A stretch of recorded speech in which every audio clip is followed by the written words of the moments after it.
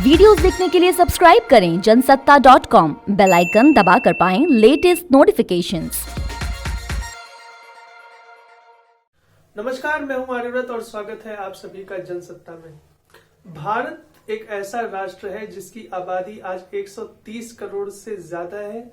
इसकी युवा आबादी करीब 65 करोड़ के आसपास है और साथ ही साथ न जाने कितनी विविधताएं भारत में समाहित है।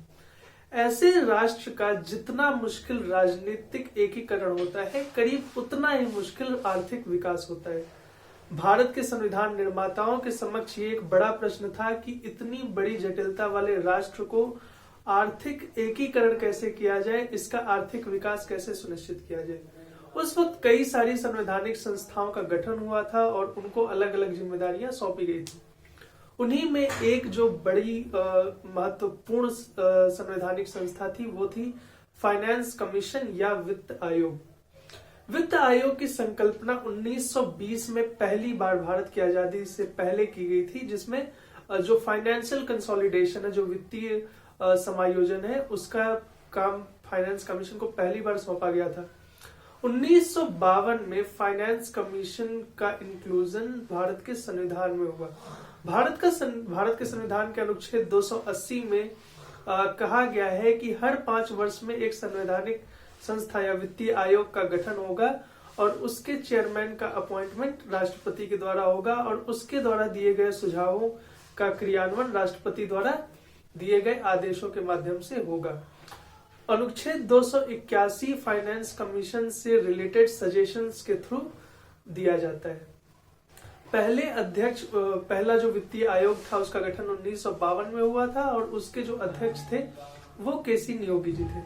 अब अगर बात करें फाइनेंस कमीशन की भूमिका पर, तो फाइनेंस कमीशन बेसिकली टैक्सेस और रेवेन्यू यानी कि कर और राजस्व के वर्टिकल और हॉरिजॉन्टल डिस्ट्रीब्यूशन से वास्ता रखता है और उसको एक भूपटल पर ले आता है।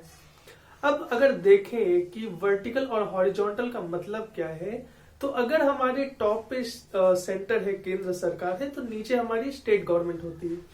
तो सेंटर के द्वारा जो डिस्ट्रीब्यूशन होगा कर या राजस्व का, वो सेंटर से स्टेट के थ्रू होगा, जो कि फिलहाल 41% पे है।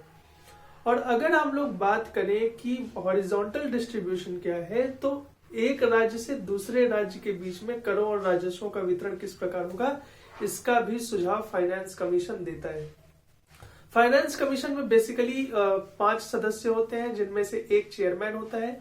चेयरमैन के लिए सबसे ज्यादा जरूरी होना चाहिए कि वो पब्लिक अफेयर्स में उनकी विशेषज्ञता हो और बाकी जो 4 मेंबर्स चुने जाते हैं उनमें उनकी जो विशेषज्ञता होती है वो न्याय के क्षेत्र में, वित्तीय प्रबंधन के क्षेत्र में, लोक प्रशासन के क्षेत्र में आदि क्षेत्रों से विशेषज्ञ नियुक्त किए जाते हैं।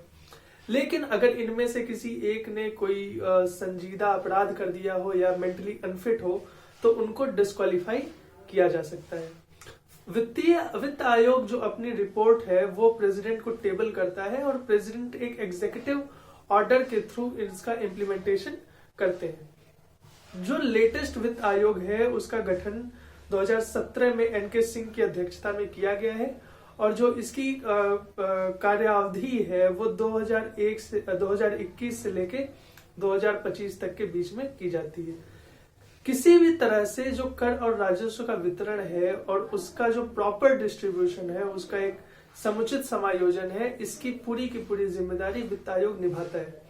हालांकि एक बार ऐसा भी हुआ था कि वित्त आयोग की जो भूमिका है वो योजना आयोग यानी कि प्लानिंग कमीशन के बीच में थोड़ी सी रुक गई थी। प्लानिंग कमीशन की वजह से थोड़ा सा एक्लिप्स हो गया था, इसकी भूमिका पे थोड़े से संदेह उठने लगे थे।